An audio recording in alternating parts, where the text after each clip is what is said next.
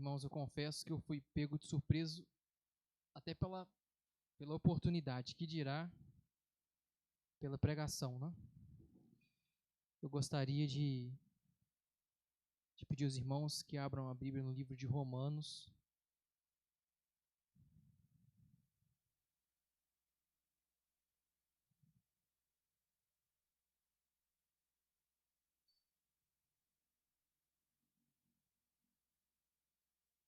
Capítulo 8, o verso 14. Romanos 8, 14.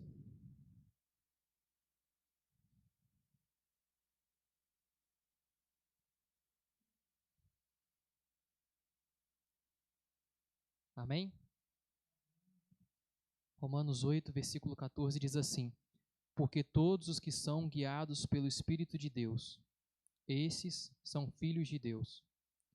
Porque não recebestes o espírito de escravidão para outra vez estardes em temor, mas recebestes o espírito de adoção de filhos, pelo qual clamamos, Abba, Pai.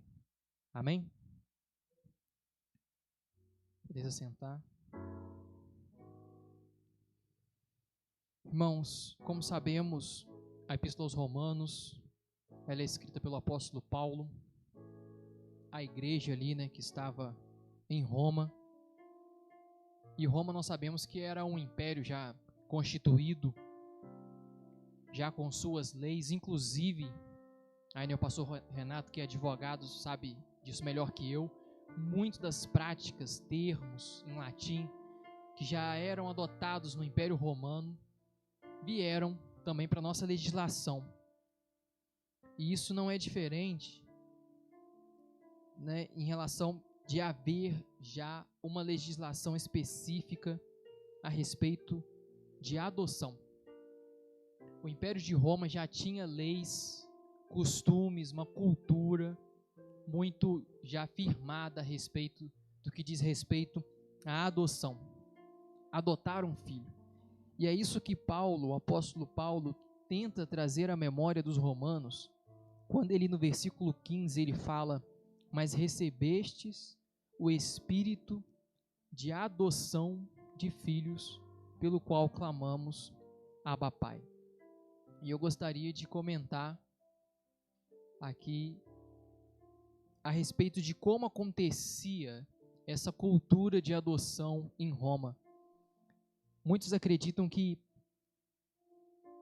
o homem romano, ele tinha direito de aceitar ou não um filho. Ele poderia optar por registrá-lo, vamos dizer assim, como seu filho, ou não registrá-lo. E isso acontecia dentro da cultura romana, diante de representantes de toda da sociedade em geral, normalmente uma semana após aquela criança nascer. Quando a criança nascia, uma semana após, a mãe levava a um certo lugar. Nesse lugar, apresentava a criança, deixava um certo ponto ali e se afastava. Naquele lugar estava convidado também o pai. Se o pai se aproximasse daquela criança e tomasse pelos braços, socialmente falando, ele estava aceitando aquela criança e registrando como meu filho. Como meu filho. Ele aceitava aquela criança. Ele poderia pura e simplesmente, se ele assim quisesse, virar as costas. A mãe levava a criança, deixava num certo lugar, a afastava, e se o pai não fosse lá buscar, aquela criança ia ser criada de maneira oficial, sem pai. E esse hábito também era assim com filhos de adoção. Um outro poderia ir lá e tomar uma certa criança nos braços. Só que a legislação romana tem uma coisa que é muito forte em relação à adoção. Você poderia, depois do seu filho biológico mais velho, você poderia até negá-lo, renegá-lo. Mas se você optasse por adotar, você nunca mais poderia abrir mão dele. Uma vez adotado, nunca mais. Você seria pai dele, independente do que acontecesse. Ele seria o seu filho, independente do que acontecesse. A lei romana era muito forte nisso. E diferente da nossa cultura, a adoção lá era algo comum. Tanto que muitos imperadores romanos nem eram filhos biológicos dos seus pais. Eram, na verdade, adotados. Isso lá era muito normal. E uma vez adotado, nunca mais. Ele seria o seu filho para sempre. Independente do que acontecesse. Independente do que ele viesse a fazer. Independente do que você, pai, viesse a fazer. Você não tinha como, não havia processo legal, formas legais de você abandonar aquela criança. Aquele adulto, o que quer que fosse. Não tinha como. O seu filho biológico, você poderia desampará-lo. Mas uma vez que você optasse por adotar, nunca mais. E Paulo traz isso à mente aos romanos. Paulo chama isso aos romanos. Quando ele fala que vocês recebeste o espírito de adoção de filhos, Paulo quer trazer isso à memória. Quer trazer o que à memória? Ora, vocês são filhos.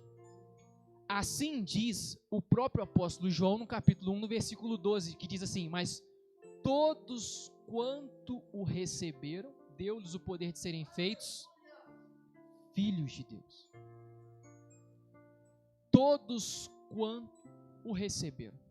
Não mais um povo escolhido, não mais uma aliança intrafamiliar, o Deus de Abraão, o Deus de Isaac, o Deus de Jacó, mas todo aquele que se achegar ao trono da graça, ser-lhe-á dado o direito de ser filho de Deus.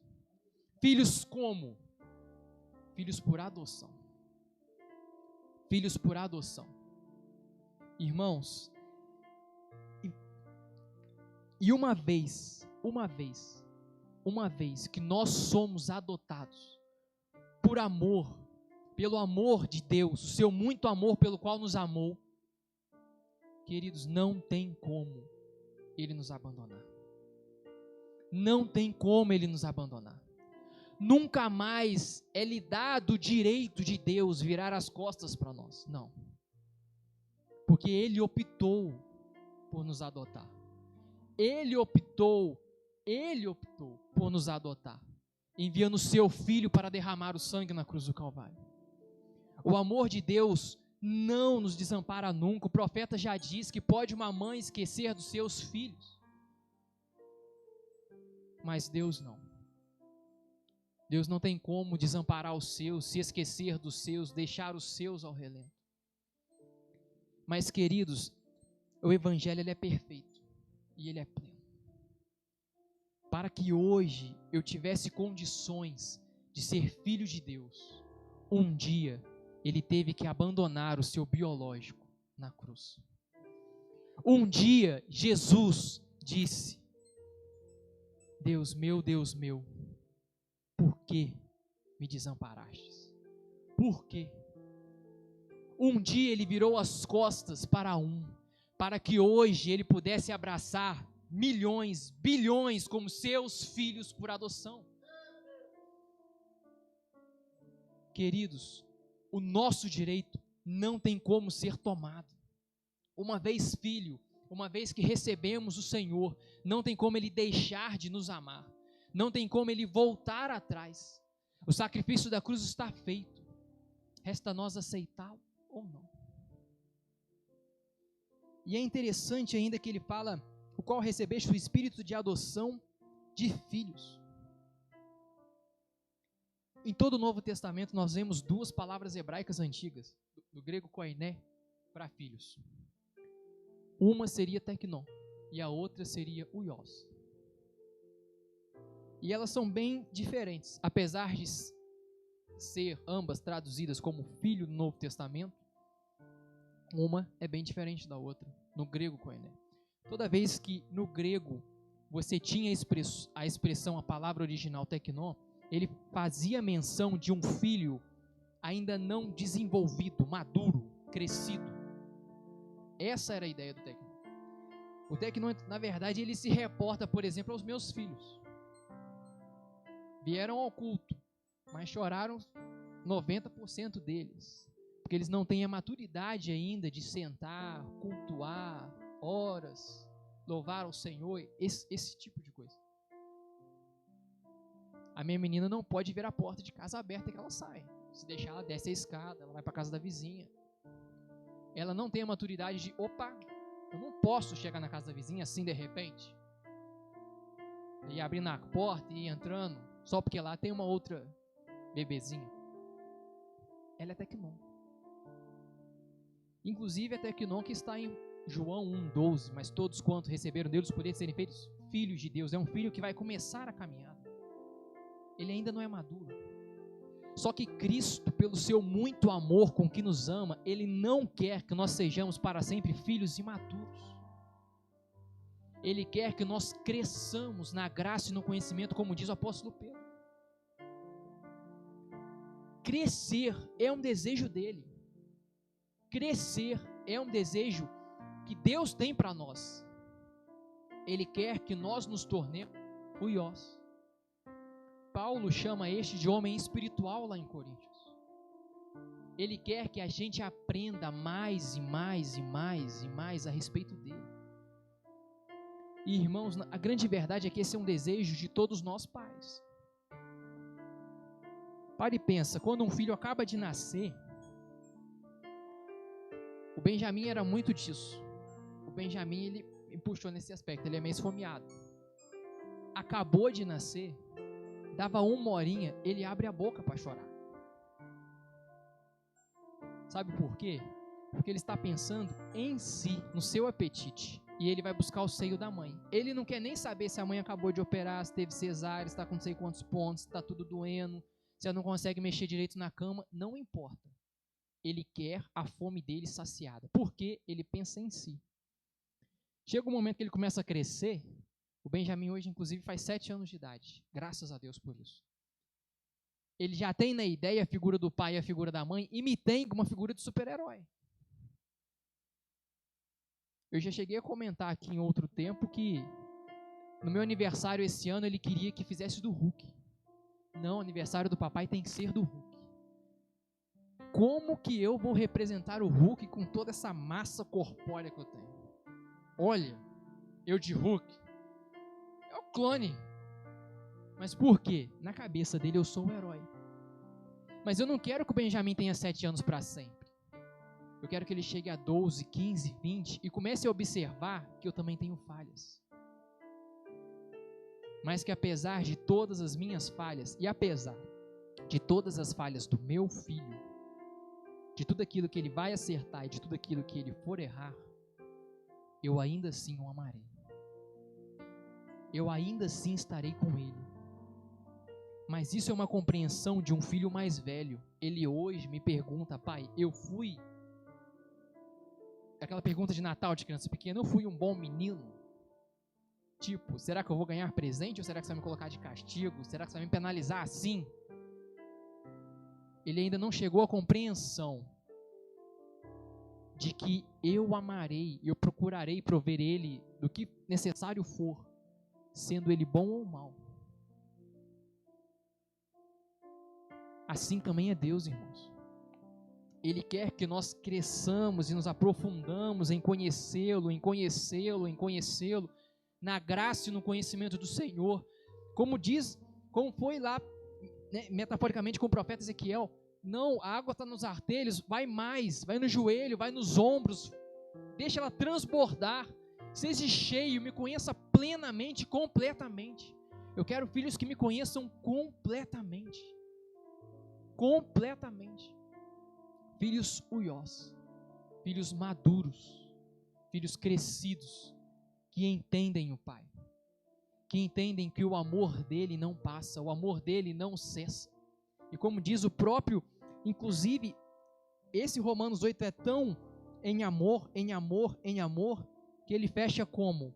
Ele fecha lá embaixo, porque eu estou bem certo que nem a morte, nem a vida, nem anjos, nem principados, nem potestades, nem o presente, nem o porvir, nem a altura, nem a profundidade, nem alguma outra criatura poderá nos separar do amor de Deus, que está em Cristo Jesus nosso Senhor. Mas é ainda mais interessante, e aí eu trago um pouco disso para a igreja no momento em que nós vivemos hoje em dia, é que no desenvolver do texto de Romanos, ainda no capítulo 8, ele fala de um espírito de esperança. Ele vem falar de esperança. Antes mesmo de falar de amor, como ele fecha aqui. Paulo explica isso melhor em Coríntios, quando ele fala nem que restam 3, o amor, a fé e a esperança. Mas esses 3, o maior seria o amor. E é interessante que uma está baseado na outra. Um está baseado no outro. A esperança, na verdade, é uma esperança que se fundamenta na fé. E essa fé só existe pelo amor. Um está sobre o outro, como se fosse uma construção. Tijolo sobre tijolo. Não tem como você ter uma esperança no conceito que a Bíblia traz, sem antes fé e sem antes amor. Não, você não vai conseguir alcançar a esperança da forma como a Bíblia traz, que não baseada em fé, que não baseada em amor. E esse Deus que muito nos amou, que muito nos ama e que não tem como virar as costas para nós, a fé que se manifesta quer imputar aos nossos corações a esperança. Uma esperança de que, ora, se Ele assim nos ama, se Ele assim cuida de nós, irmãos, mesmo com todo esse estado de calamidade que estamos vivendo, a esperança não pode morrer. A esperança não pode morrer, porque eu creio, porque nós temos que fazer como Jó, que eu sei em quem tenho crido. Eu sei em quem tenho crido, isso é fé. E fé é baseada onde? No amor do Senhor. Ele me ama. Se Ele me ama, eu entrego nas mãos dEle, por fé e por esperar nele providência, milagre, cura e tudo mais para o ano de 2021, por meio de esperança. Os irmãos conseguem me compreender? Amor, fé e esperança, um baseado em outro. E diante desse contexto que vivemos hoje, um 2021 que a gente espera uma vacina, um 2021 que a gente não sabe se voltamos à onda vermelha. Mas, queridos, o Senhor nos chama a uma esperança. Há uma esperança. Há uma esperança. E a esperança bíblica, irmãos, ela não é vazia. Não é uma esperança de espera, pura e simplesmente, de senta e espera o médico. Você vai fazer o quê? Você vai sentar e vai esperar o médico. Você não pode fazer mais nada em relação a isso.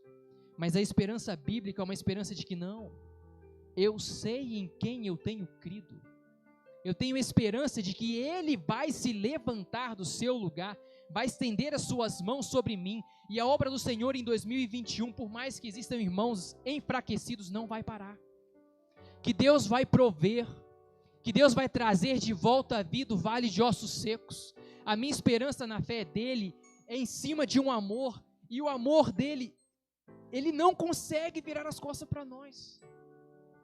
Ele não virará para a sua igreja, Ele não virará para nenhum dos irmãos em 2021, como não virou até hoje, em todo o seu proceder. Ele não virou as costas quando a irmã estava grávida, sua filha falecida. Ele não virou as costas quando Caleb ficou na UTI neonatal. Ele protegeu a mente dele apesar das taxas de açúcar lá embaixo. E o doutor falar com a gente, olha, graças a Deus não aconteceu nada de pior que a gente tem detectado. Que ele poderia ter ficado com lesão cerebral, um retardo mental, porque o açúcar dele baixou muito. Ele não virou as costas quando uma priminha nossa lá de Itaperuna, ela nasceu, teve síndrome de HELP. Quando ela nasceu, ela mamava 1 ml numa seringa. Cabia dentro da caixa de sapato. Hoje em dia já está com 3 anos. Apronta horrores. esbanja a saúde, Ele não vira as costas. A minha esperança não é de pura e simplesmente aguardar, mas ela é ativa, porque está baseada numa fé, e essa fé num amor, e eu sei que o meu Deus não pode virar as costas, porque eu sei que é assim na lei dele. Ele me adotou, Ele me tomou por filho, Ele quer que eu cresça, Ele quer que eu amadureça, Ele quer que eu venha mais para a presença dEle, Ele quer, na verdade, diante de tudo isso que está acontecendo, me chamar mais para si, Ele quer usar tudo isso para me tomar mais para si, para me encher mais da presença dEle, para que eu tenha mais dEle. É isso que Deus quer. É isso que Deus quer, que você tenha convicção de que eu sou filho, eu sou amado, eu sou cuidado. Deus cuida de nós, irmãos. Deus cuida de nós. Deus cuida de nós. Que tenhamos esperança por um 2021 de milagres, de bênçãos, de coisas maravilhosas acontecendo, porque nós temos um Pai no céu que não nos desampara, porque nós temos um Pai no céu. E eu recordo aqui a Jeremias Lamentações, capítulo 3, quando ele fala: bom é ter esperança e aguardar em silêncio a salvação que vem de Deus. Que nós tenhamos esperança para um 2021 e aguardar em silêncio o agir de Deus, a salvação de Deus para nós. A salvação de Deus para nós. Por quê? Porque nós somos filhos, nós somos amados, e Ele não poderá nos desamparar nunca. O seu amor não falha. E eu quero repetir a leitura que fiz aqui, de Romanos 8:38, porque eu estou bem certo que nem a morte, nem a vida, nem os anjos, nem os principados, nem as potestades, nem o presente, nem o porvir, nem a altura, nem a profundidade, nem alguma outra criatura nos poderá separar do amor de Deus que está em Cristo Jesus, nosso Senhor.